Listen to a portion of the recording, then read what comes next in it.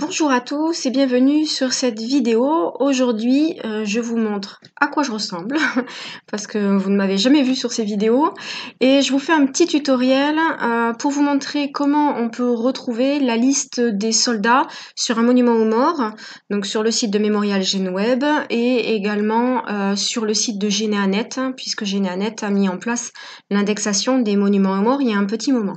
Donc je vais vous montrer tout ça directement sur les sites, comme ça vous verrez comment on fait pour y aller. Donc là je suis sur ma page d'accueil de Google et je vous montre comment faire pour aller voir le site Mémorial Genweb. Donc j'ai bien écrit le nom, je clique sur le lien et donc nous cherchons les monuments aux morts, donc c'est juste là à gauche. Donc Mémorial Genweb, c'est un site qui faisait partie à la base de France Genweb, qui est une association, et qui maintenant fonctionne tout seul parce que c'est devenu un énorme site avec énormément de ressources. Donc maintenant, il fonctionne tout seul par rapport à l'association. Alors on a plusieurs possibilités pour trouver ce qu'on cherche. On a la recherche par individu, la recherche des relevés qui ont été faits, la recherche par rapport à un patronyme. Là, par exemple, si je cherche, on va chercher par monument. On va chercher par monument. Par exemple, je vais regarder si le monument aux morts de la ville de Cerbère, dans les Pyrénées-Orientales, a été relevé. Donc, j'ai choisi les Pyrénées-Orientales et la commune commence par C. Donc là, j'ai les 34 communes qui commencent par C, qui font partie des Pyrénées-Orientales. Et je vais chercher en faisant descendre avec la molette Cerbère. On a diaporama des monuments et tableau des morts de la commune. On va cliquer sur les deux, comme ça je vous montre. Donc là, vous avez la photo du monument aux morts qui a été prise par un bénévole,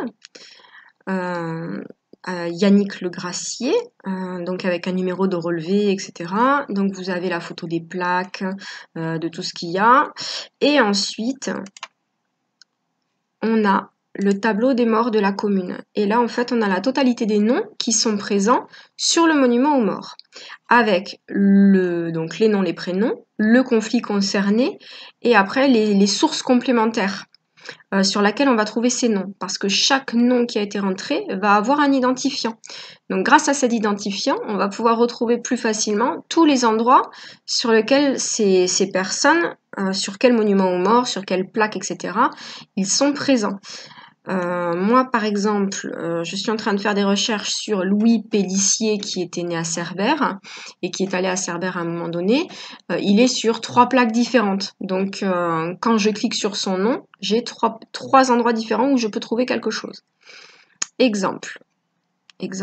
Par exemple ici, regardez, il y a 2 logos. Ça veut dire que Jean-François Barat, quand je clique dessus, j'ai sa fiche. C'est un soldat qui est décédé pendant la guerre 39-45. On a des informations militaires sur son grade, sur son unité. Des informations donc, par rapport à ses médailles, par rapport à des arrestations, etc. Tout son état civil, la naissance, la situation familiale, s'il est marié, le décès avec les lieux exacts, la mention mort pour la France, le type de mort, le jugement, si jamais il y en a eu un, par rapport à la transcription du décès sur les registres d'état civil. Et après, quand il y a d'autres informations, on en met exactement ici. Et on vous dit que la fiche apparaît ensuite dans plusieurs relevés. Donc sur la plaque commémorative SNCF, sur le monument aux morts de Cerbère, mais aussi sur le monument commémoratif mémorial des services spéciaux de Ramatuelle, dans le 83. Pourquoi? Alors ça, après, on peut le voir au niveau de la fiche.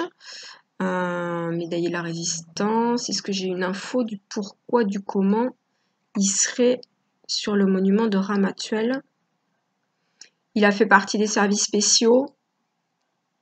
Oui, il a fait partie des services des renseignements militaires. Donc, à ce titre, il se retrouve sur un monument commémoratif à Ramatuelle qui faisait partie c'est un mémorial des services spéciaux. Donc, c'est comme ça qu'on sait où est présent le nom de ce soldat. Là, c'était pour 39-45. Vous voyez que vous avez la possibilité de modifier ou de compléter la fiche si vous avez d'autres informations. Donc ça, c'était pour la fiche de Jean-François Barat. Donc là, on a donc le monument de la commune de Cerbère sur Mémorial Genweb.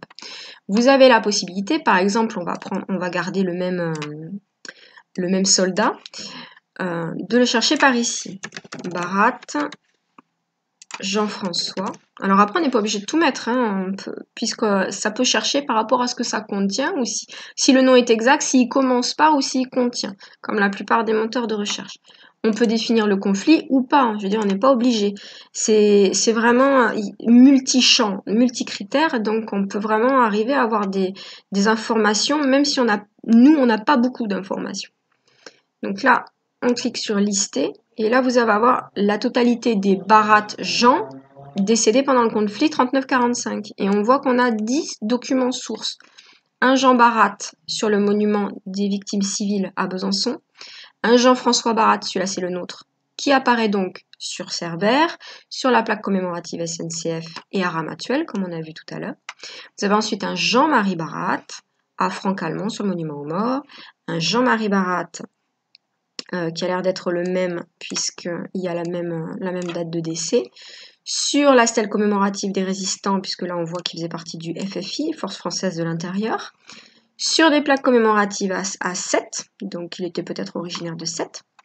On a également un Jean-Pierre Barat à Chasseneuil-sur-Bonnieure en Charente et un Jean-Pierre-Marie Barat à Derval, sur le monument aux morts de Derval. Donc vous voyez, on a vraiment la totalité des possibilités sur Jean Barat pour le conflit 39-45. Si on n'avait pas mis le conflit, je mets rien du tout. Vous voyez la liste des conflits, hop là, la liste des conflits qu'on peut choisir.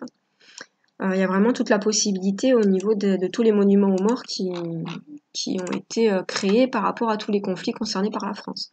Si je mets aucun conflit, je liste, et là j'ai carrément 48 résultats.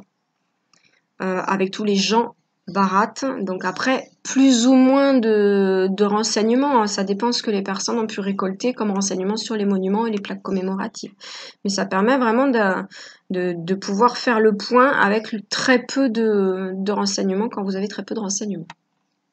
Donc ça, c'était le site de Mémorial GenWeb. On peut faire la même chose sur le site de Généanet. Hop, donc on va aller voir Généanet. Là. Donc sur le site de Généanet, ça va être au niveau des projets, puisqu'ils ont le projet de faire indexer les monuments aux morts, les cimetières, les cartes postales et des registres par des bénévoles, des personnes qui utilisent Généanet. Donc là, on peut chercher par nom, par prénom ou par lieu. Et là, je cherchais au niveau de Cerbère.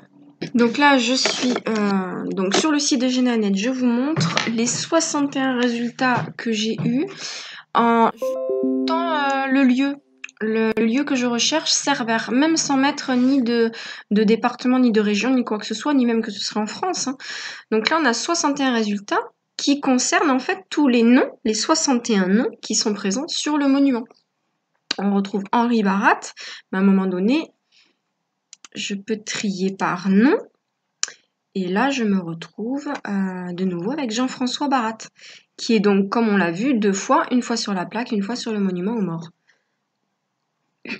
Donc ça, c'était les 2 façons de retrouver des noms qui sont présents sur les monuments aux morts et sur les plaques commémoratives. Là, vous avez donc vu les 2 possibilités sur le site Mémorial GenWeb et sur le site de Généanet, le site collaboratif de Généanet, qui vous permet donc de retrouver un soldat ou une liste de soldats sur un monument, sur une plaque commémorative.